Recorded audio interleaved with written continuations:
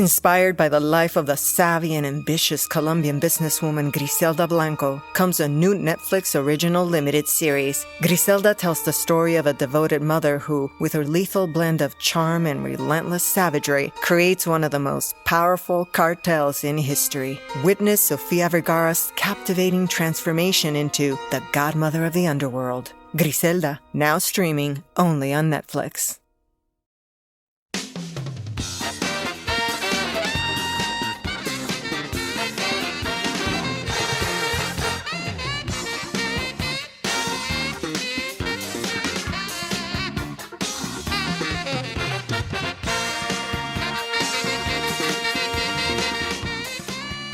Hello and welcome back to another episode of Before My Time. I am your host, Gelsey Laurie, and we are joined, as always, by our co-host, producer, and friend, Matt Kelly, and we are going to talk about our top 5 favorite Eddie Murphy sketches on Saturday Night Live. Let's do it.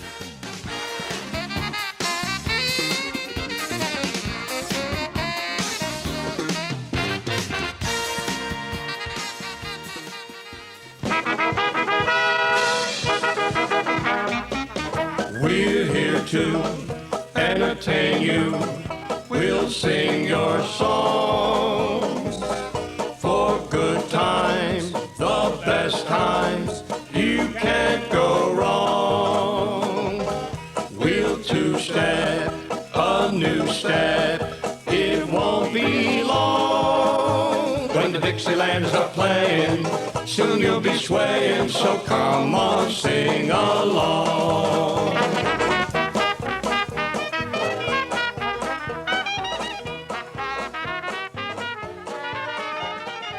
All right, Gelsey, we're not talking about Eddie Murphy for really any particular reason. There's no anniversary or anything. We just over a year ago, over a year ago, we did an SNL episode, and we're like, we're going to do many more of these, and then we haven't done any. So I got distracted with the oldie-timesy Hollywood pictures. But Eddie Murphy, obviously, we both know Eddie Murphy, the actor. My exposure to Eddie Murphy, the SNL cast member, is kind of fairly limited to like best of compilations and a few other things. But I did a lot of digging. Yeah, I dug around to see if there was anything I may have missed that did make it on those compilation videos, and it didn't. It seemed like they really captured like the moments of his career. Yeah, I mean, it's hard because it's like there's some part of my brain that even forgets he was a cast member. Like we talked about it on our SNL. We focused more on the first 5 years of our SNL episode, which is a great episode. You should go check it out. But this is more kind of got him to his start, but he very quickly took off, very quickly went to Hollywood and became the film star that everyone knows him as. And kind of that's where my brain always goes back and goes to Trading Places, Beverly Hills Cop, Coming to America. Like that's how we know him. But it's just like SNL is what, that jumping platform. Yeah, and I think that it's easy to forget that like not only did he very quickly jump into being an actor, in a lot of ways, Eddie Murphy saved Saturday Night Live. Yes. Like Saturday Night Live was very close to being that show that you remember from the 70s that ran for like 6 or 7 seasons. But like things that people who want to complain about the current cast of SNL should really dip their toe into that like 1970 or like 1981 cast that like they fired the entire cast after 1 year, and it was like one of the only seasons without Lorne Michaels at the helm. Like it's dark once Lorne days. left. Yeah, once Lorne left, because I mean it's his it is still his show. It's such and once he was kind of walked away, it really was going to be tanked hard. And I just want to side note, anyone that says they complain about the current cast, and I feel like the last at least 10 years I hear people go, SNL wasn't what it was, and everyone misses the Will Ferrell, Sherry O'Terry, whatever, the kind of 90s, at least that's what I grew up with starting it. And I just think everyone's partial to their cast, where I could say my parents are going, yeah, but there's no Gilda Radner. There's no, so it's, to me though, anyone that says that, I'm like, do you watch it though? And they go, well, no. And I'm like, then you can't have your 2 cents because the cast right now is brilliant and they've got some fantastic writers. So I just want to put out there, I'm a diehard SNL watcher. Look, and I also think that there has never been You will never find a season of SNL that doesn't have some real stinker sketches in them. Like, they have to. Even, I mean, that's comedy in general. Any of your favorite stand-up comedians, if you're watching their Netflix special, they've toured the entire season with that show, and they don't film their first city to put on Netflix. They do the whole tour, and then they film one of their last cities, so they've refined it. So they've bombed in some cities. Some jokes have not landed, and you're only getting that final product. And so it's like SNL's being pumped out every single week. And like you said, it's just some things are going to hit and some things aren't. And sometimes the things that they think this is stupid, this is a throwaway, are the sketches that blow up and everyone gets obsessed with. Yeah, I don't think anyone on SNL, I'm sure they thought the cowbell sketch was funny. I don't think any of the people in that sketch would have thought that 20-something years later it would still be this like iconic quoted pop culture type. Yeah, exactly. And so it's kind of like, even I was just talking to a friend, so we're going on a little rant, but with like social media, TikTok, Instagram, be it, I have a pretty active Instagram account, and if you want to follow me, you can. But I get a little gung-ho on the quality of video, and it's like, is this creative enough? Is this funny? Is this cool? And I'm like, oh, it doesn't matter. It's just about the content being pumped out. Yeah. And when you have that high quantity of content, you have to, some things are going to be shitty. And I'm like, sometimes my reels are going to be kind of dumb and suck, but some are going to pop off and get 6 million views like a few did. And it's just, you never know. So you just have to put it out there. And that's literally what Saturday Night Live is somewhat doing. Yeah. I mean, they have much better content, but it's, to do it weekly, that many sketches, that is a lot. Yeah. Which sucks, because now we're just pumping out shit. But anyways, Eddie Murphy, who does not pump out shit, he's pumped out gold, specifically on SNL. So let's see. I predict more than even Aerosmith there will be some overlap. So in order we're doing a top 5, by the way, in case we didn't doing a top say that we're doing top 5. They saw the name of the episode sketches when they hit play. Okay. I just, we didn't say. We normally do bands top 5 and our favorite songs. I think this is one of, aside from maybe the Twilight Zone episode, this is one of the only other top 5 not music. Not music, so far. So I'm excited. I'll go first this time, because I feel like last time I kept stealing your thunder with all with the placements of Aerosmith songs on my list, and you barely got to talk. My number 5 might be a controversial one to put at 5, as when I was doing research on this, I saw almost across the board every list put this as the end-all be-all greatest sketch that Eddie Murphy's ever done. And I like it. I get that it's an important sketch. I get that it's a funny sketch, but I think that the 4 that I put above it are the ones that really make me laugh out loud, where this one is more of a social commentary. And that is the White Like Me sketch, where he gets put into whiteface and roams the city of New York to see how different it is. Yeah. And he's all, just take it. No one's around. Yeah, just take it. I think my favorite's the bus, when they all just start serving cocktails and dancing. It is a brilliant idea, and it's also one of the rare. I mean, I guess it's not that rare, because they did it all the way back in the John Belushi days, but it was almost like a mini movie that they played. It wasn't a sketch performed on stage. It was something that they filmed beforehand. Pre-filmed, yeah, which we see a lot now, but then it wasn't as predominant as we do see now. Yeah, that was my number 5. I know that there's some people who are probably already screaming at their phones that that's too low for that one. I think that I've seen that on many lists of not even just Eddie Murphy, SNL in general being like one of the most like groundbreaking and important. But you know what? I'm going for the ha-has today. And I am too. Honestly, the things that I did pick a couple that are just like, I couldn't not have them on my list, and I had to pick at least one sketch of his iconic characters. But specifically, I think I'm going to go with, I just switched what my number 5 is. Should be higher than 5, but just because of whatever. But yes, I'm going for the ha-has as well. Love. Number 5, I'm going in with Family in the Attic. What is I don't even think I know Family in the Attic. I had never actually seen it before, because I'd seen a lot of Eddie Murphy stuff, and talk about the ha-has. It's in season 9. It was 1984. That's right. I'm bringing in seasons and years. Whoa, top that, no, Matt. I did not research that much. That's okay. No, it doesn't. You know me. So it starts with a Dutch couple, and they're old, and they're sitting in their house, and it's like a Dutch couple has hid a Jewish family up in their attic, and they're sitting there and they're, oh, remember the war 40 years ago? And they're trying to do Dutch accents, and even as they're talking, there's a little subtitle that says, like, just so you know, this is a Dutch accent, because they're just like totally doing like a shitty job. That made me laugh so hard. I was like dying. They're kind of like, oh, remember 40 years ago during the war when we hid that Jewish couple or family up in the attic? And he's like, yeah, I wonder what they're doing. You let them out, right?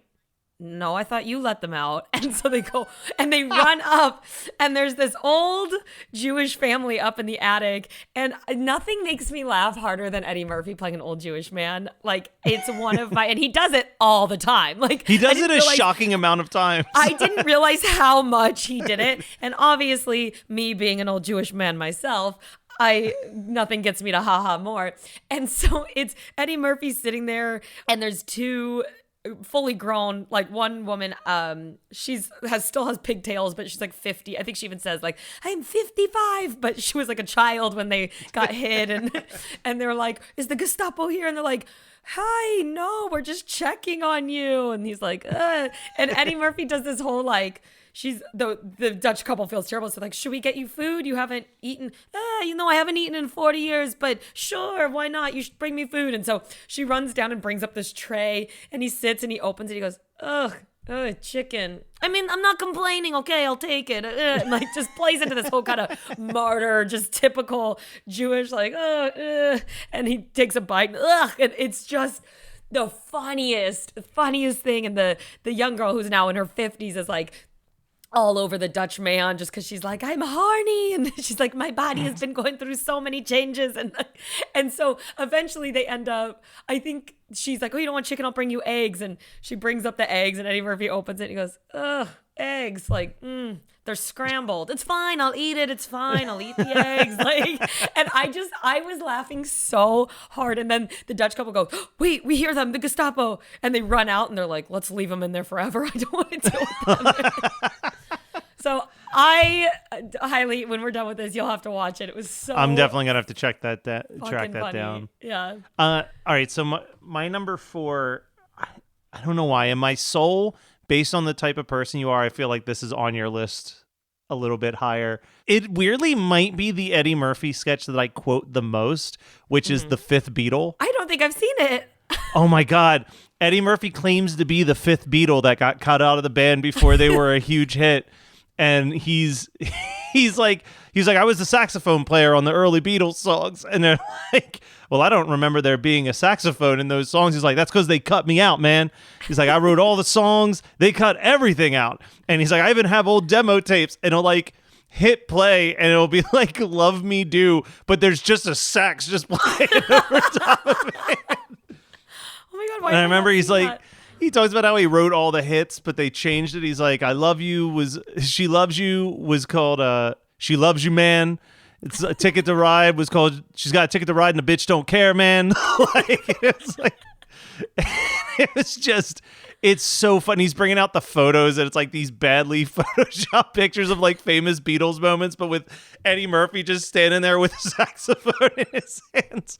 It's phenomenal. But yeah, that was one that because the joke is like he'll play some of the old demos of, you know, like, again, I love Me Do or whatever, but every once in a while you'll just hear him go, man. So it'll be like, so shake it up, baby, man, twist that shit. Like, it's just, it's absurd. It's absurdism at its best, but that's one of my favorites. And I'll say this much: figuring out 4 and 5 was a lot easier than figuring out what order I wanted to put the top 3, because I think they're all phenomenal. I know. I'm literally staring at my list going, should I rethink this whole thing? Because one of my honorable mentions even, I'm like, maybe that honorable mention I should throw in 4 and just take out one of the, well, duh, you put that one on there kind of a thing. You know what? Sometimes the duh you put them on there deserve to be there, but... That's all right. true. All right, I'll keep it as it is. Right. And we just know that there's kind of no ranking. Like, who are we joking? We just love them all.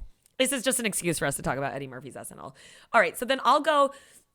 This is going for the ha-has. I'm going to say number 4 is probably not even a full sketch. It's an advert, and I'm going to throw it to one of his most notable characters. You're probably going to be like, stop, is his buckwheat. Yeah, I mean, I'll let you talk about the advert because I do have buckwheat, but I have a different element of buckwheat. I didn't actually put like a whole sketch, and there's so many, they're so funny, but this one I laughed. I don't know why. It made Is it me the CD? ha-ha.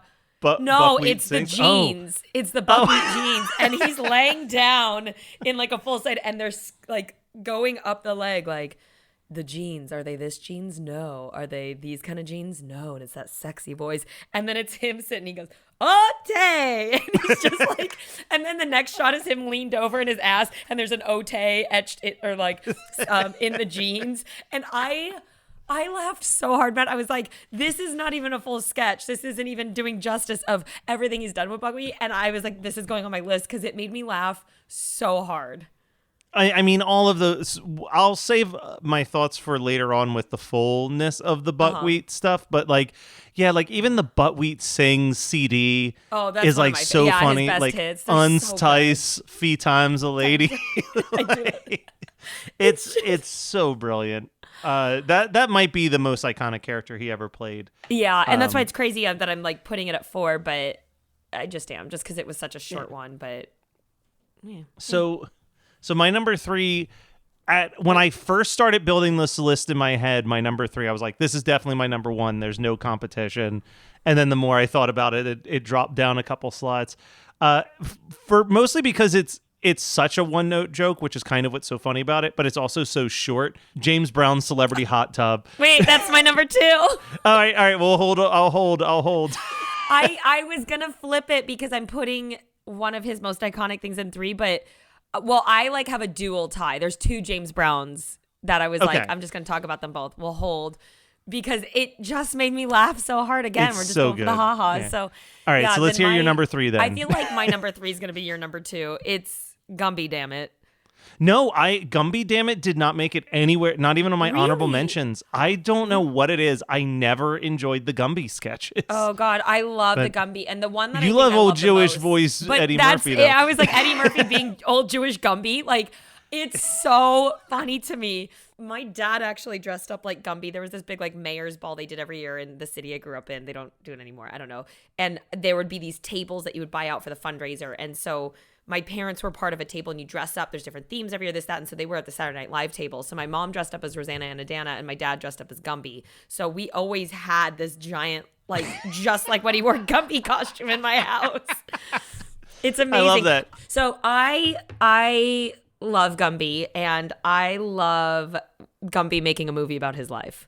That's my favorite Gumby sketch. Because it comes in, you got Gumby like going into the agency and you're like, wait, it's a Gumby sketch, but it's not Eddie Murphy Gumby, what's going on? And so he does this whole thing and I'm Gumby, I'm going to make it this, that. And, cut! What are you doing, damn it? And he's just directing and trying to, but it's the way he's portraying. Like, I just love not only the old Jewish has-been star, but it's the I am Hollywood. I am entertainment. Damn it. Like, I rule this town kind of a energy. And even in that, like, it's in the movie when he's making it, he says, damn it. I forget what cast member is playing the Gumby in the movie. And he's like, why did you say damn it? Damn it. And he's like, well, I just thought it'd be more authentic. Say, I do not say damn it. I never say damn it. All right, let's play. Damn it. Or like whatever. And it's that kind of just complete denial of who he actually is and what he is and being like, no, that's not what I do. This is what I am. And I think it's so funny. I actually know so many people like that. So I love Gumby. And then there is another sketch that he does. It's like the David Letterman show. And he's on the David Letterman show. And so he's releasing a blooper reel. It's, what did he call it? It's like Gumby. I forget what the title is. But they show actual footage of like the cartoon. From the Gumby claymation, which I used to watch as a kid all the time. I had a little Gumby toy and a Pokey, but he voices over for Gumby to like say, and I almost was like, this one might win, but I just love the making of the movie. But that one's hilarious too. Yeah. All right. So my number 2, and then we'll talk James Brown a little bit more. My number 2 is, it's hard to pick which one, but I think I know which one I'm going to do. Mr. Robinson's Neighborhood. It's my number 1. The one. Okay. Well, then let's talk James Brown for a little bit. All right. Aha! Got you back for that Aerosmith episode. Yeah. So yeah, the James Brown Celebrity Hot Tub. God. Like, I laughed it's so dumb. hard. That's why I had to put it number 2. It's so dumb, but it's so my sense of humor. Just the coming out and wow, get in the hot tub. Oh, it's hot. And when he like if I'm at a hot tub, I'm like, hot in the hot tub. Get me wet. My favorite though is like he like drops the robe to get in and then does the classic like James Brown down to his knee and the guy comes up and puts another robe on him as he's like getting and then pretends to leave the stage. It's hot. Dude, And when then he sings gonna get in the hot tub for like a minute and then he puts his toe in, just his big toe, screams, and then the lyrics change to, it's too hot in the hot tub, burn my flesh. Well, and that's what I also love when he does James Brown on Speaking Freely. And he's like, hello, we're, joining me tonight for Speaking Freely. We have James Brown. He wants to speak about the political movement that he's part of, this, that. And all he does is basically the same thing where he's just like singing James Brown song lyrics. I mean, like, feel good.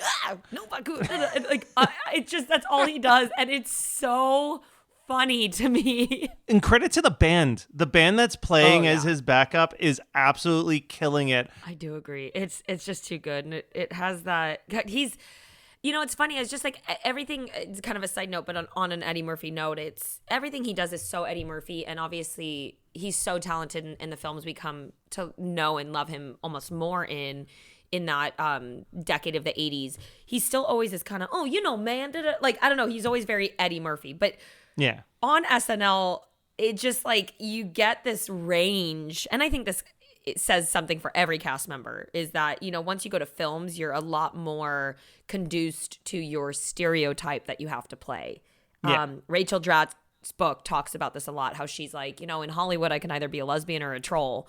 And on SNL, I could be anybody. I could be the princess. I could be the man. I could be the, and it's just this kind of like reality check of like, oh shit, but it's true. And so I think it's like a really cool thing and awesome that because it's sketch comedy, every player that you have on there, you really get to see their full range.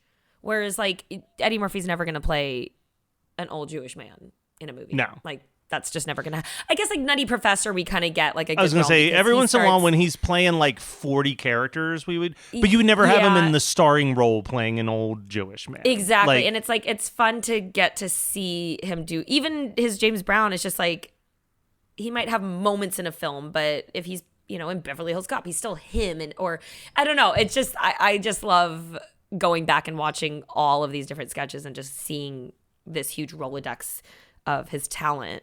Because we're so used to the Eddie we know and love. Yeah. All right. So my number one, you did make a reference to Buckwheat earlier. I just went with the Buckwheat saga, which like that ongoing Who Shot Buckwheat storyline. I knew.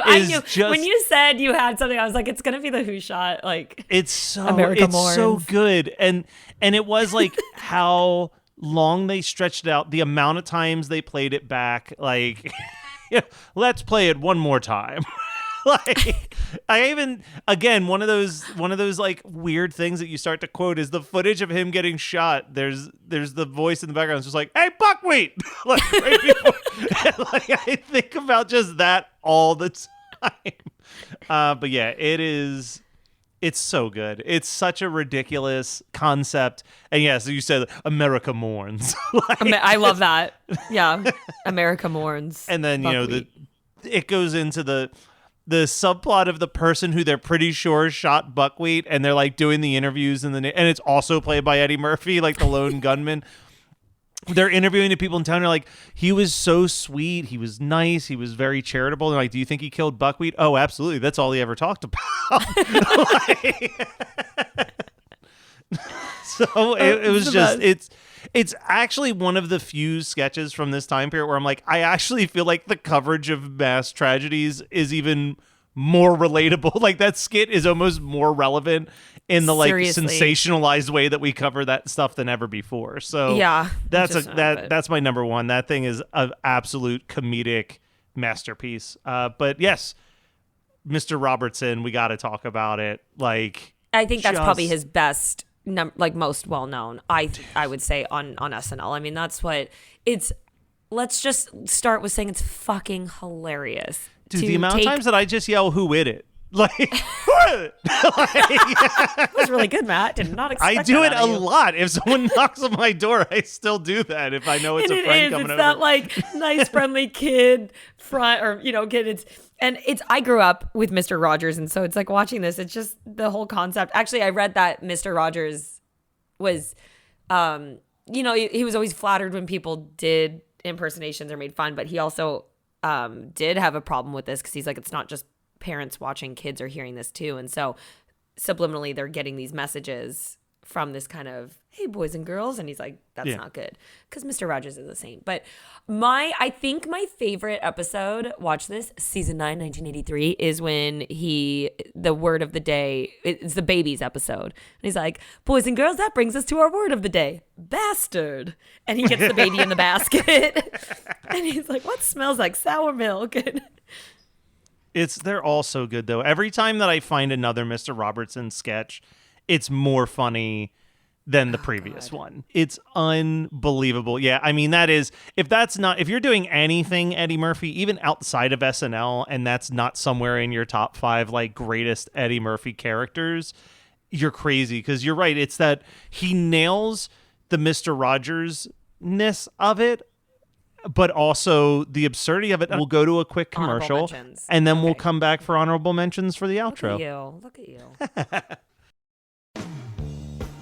Hi, friends. The world got you down. Don't be sad. Listen to $2 Late Fee with Zach and Dustin. $2 Late Fee is the podcast that celebrates the best decade of entertainment, the 1980s. We pick a movie and soundtrack from our youth that we loved and see if it holds up today. We also interview your favorite celebrities from that era. All in the spirit of positivity and togetherness. Check us out at $2latefee.com. All right, Kelsey, what sketches were on your honorable mentions that you didn't get to? All right, I've got 4. I'm going to start with Space Shuttle. And it's aboard the Space Shuttle in orbit. An astronaut, who's Eddie Murphy, admits his love for his shuttle mate, Joe Piscopo. Oh my God, I read that and I was like, I know that's not it. Who's hilarious, by the way. He's so great. It's very underrated, in my opinion. I will say this, one of my 2 honorable mentions I put on there because I'm like, Eddie's really not that funny in it. It is the Joe Piscopo show on this sketch. Great. Oh my God. He's actually in most of my honorable mentions as well. And I was really blown away with him because it's, not someone we think of that much when we think of. I think him and Eddie SNL, works really well together. You can tell their chemistry is great. And they're aboard a space shuttle and they're talking to NASA in black and white, like, hey, okay, we're up in orbit. And it goes off and it's just Eddie and Joe sitting there, and Eddie goes, excuse me, sir. And he's like, yes, Lieutenant, or this, that. He goes, I just wanted to let you know I love you. And he's like, I'm sorry, like, you love me like a friend? Or he's like, no, I love you, sir. I'm in love with you. And he's like, you love me like I like Kellogg's, like, trying to, and so he just like blatantly just sits there stone cold, just confesses his love to him. And he's like, I'm very uncomfortable with this. Like, what? No, this, that. And so then the other 2 teammates come in and he's like, hey, why don't you tell everyone what you said? He's like, we're all a team. Tell him what you said. And he's like, that Houston's trying to call in 5 minutes and we should have the X. And he's like, no, come on, tell him you love me. And he's like, sir? Totally plays it off like he doesn't. And they're like, he loves you like we love Kellogg's, and kind of repeats, or like the state of Arkansas, I forget what they said. He's like, no, he loves me. Just makes him look like a fool. And so then Houston comes back on. Is like, oh, we want a video. The press is here. We want a video. Oh, okay. And so goes back to the kind of black and white footage. And Eddie Murphy, they're like, oh, get in for a photo, boys. And Eddie puts his arms around Joe and gets real close to him because now it's like only. And it just, the timing of everything, and even the way Eddie Murphy just kind of, I love you. Like, it's so good. It's so good. Yeah, he's. I'll bump him with one of mine to bounce off of that because I'm pretty sure this is going to be on your honorable mentions list as well. I wrote down it as the Ebony and Ivory skit, but the one where there's Stevie Wonder and Frank Sinatra. I didn't put that one down. There's so many good ones. No. I put that one down because Joe Piscopo's Frank Sinatra is so fucking good. Funny. And like and that's the thing. That's why I put it on the honorable mentions. I think it's an amazing sketch, but I think it's because of a lot of Piscopo's lines. Just the things he says where he goes, You know, when I think of Ebony, I think of a magazine that most people don't read. And when I think of Ivory, I think of a soap that floats. He just nails that like douchiness that you kind of secretly know Frank Sinatra probably was. Has. Yeah, so Oh, gosh. perfect. That's good. Perfect sketch. One of mine, these are in no order. I like how we're just still, it's like basically top 5. I'm like, I'm basically giving my top 10. There's a Weekend Update excerpt where they're like, oh, so Eddie, you got a new apartment. Tell us about it. And he's like, yeah, I'm in a 20-story high rise up in Staten Island. He goes, I was with my cat though. You ever heard that saying that cats always land on their feet? And it kind of goes, and he's like, well, I was sitting there and I thought, well, let's see if that theory is true. So I threw my cat out the window. And it didn't really go so well. And they're like, oh my God, you threw your cat out the window? And he's like, well, then I was looking around, and you ever heard that saying that a fish always lands on their feet? And you're kind of going, and so he's just talking about how he threw all his animals out the window. And you're like, at first it like wasn't funny because I was like, oh my God, this is horrible. And he's just so, again, stone cold about it. And he's like, well, then I see my dog, and it's my fish has made a nice little target for me to throw the dog out, throws the dog out. And then he's like, well, now I'm sitting there and I'm all alone, but I realize I have a parrot. And you might think, Eddie, parrots fly. Or I think that's what the guy says. He's like, but can't parrots fly? And he's like, not if their wings are clipped. So I threw him out the window. Like, it's just like, it's the stupidest, most like, oh my God. But by the end of it, I was dying laughing. I'll do another Ballet for the Blind. I don't know this one. Julia Louis-Dreyfus and Joe Piscopo come in, and there's like an auditorium, and he's like, oh, I hate these things. She's like, come on, we have a subscription to tickets. It'll be great. It's the ballet. And the curtains open, and it's Eddie Murphy. They're doing the Nutcracker and one of the other girls, and just terrible dancers. And just seeing him in a full male tights, everything, and just on his tippy toes, just flaunting around the stage. I was dying laughing. And he's like, this is terrible. And so she goes in for like a big leap or a big catch where he's going to catch her, and she just completely misses and goes right in front of him, slams on the floor, and they just keep going. Another guy comes out. They try to toss her from one guy to the next. They just keep missing each other. And he's like, we have to stop this. Like, they're blind. And she's like, come on, they're blind. Like, this is great. Like, I'm really enjoying this. And he's like, this is terrible. We have to help them. We have to stop. And so he stops. He's like, whoa, wait, stop. And he's like, we have to stop this. Like, you guys, look, you're doing your best effort, but this is crazy and this, that. And Eddie Murphy comes forward and he's like, what's wrong? You don't like our dancing? And he's like, well, no, it's just, I mean, you guys are like hurting each other. You're blind. This, that. He goes, we're not blind. And he's like, but isn't this the ballet for the blind? He goes, yes, it's for the blind. You're all blind. And all of the audience, he's like, are you all enjoying it? And they all lift up their canes and they're all, yeah. And he's just like, don't ruin it for us. And so then they continue. And it's just so silly and simple, but it was really funny. Gave me a good high. I love that. All right. The only other honorable mention I had written down was Little Richard Simmons' workout video.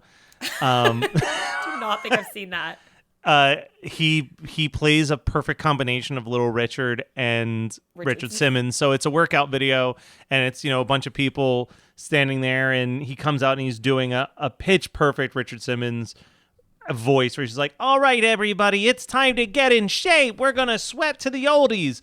But then he sings all of the songs. He's like, all right, we're going to go. And ready, set, go, fat, go. I know a girl whose butt hangs low. She's flabby. And it's just that. Like, the meanest little songs. There were a lot of sketches that I was like, man, only the early 80s. Only the early 80s they SNL. could not do any of that, like him in Whiteface or the... It's just so much that I was like, it's I just insane. don't think that they can get away with this. But you know what? It's so funny. My perspective on it is, especially with this sketch, I think that the joke is more, in my eyes anyway, the joke is more the absurdity of those types of workout tapes to begin with, where it's like, we're going to dance to old 50s records and we're going to lose 60 pounds. Shut up, Matt. That's what I did this morning. That was my workout. Yeah. Yeah, listen, you're most people's goal weight already, so I don't think that's quite the same. I have to maintain it. Dancing to records of Little Richard. Leave me alone. It gets my endorphins up. It's not just about weight loss now. It's about serotonin and yes. I've literally considered looking to see if someone's uploaded the sweating to the oldies on YouTube and like just doing it along with it one day. It's basically, jumping around and just little like bouncing movement. That's basically what I do at Disneyland, and I literally burn like 1,000 calories. It's so hard. And then you had, yeah. Anyways, okay. My final honorable mention is the sketch Oscar statues when they all are dressed as Oscar statues. Have you seen this one? No, man, Oh, I God. don't know anything.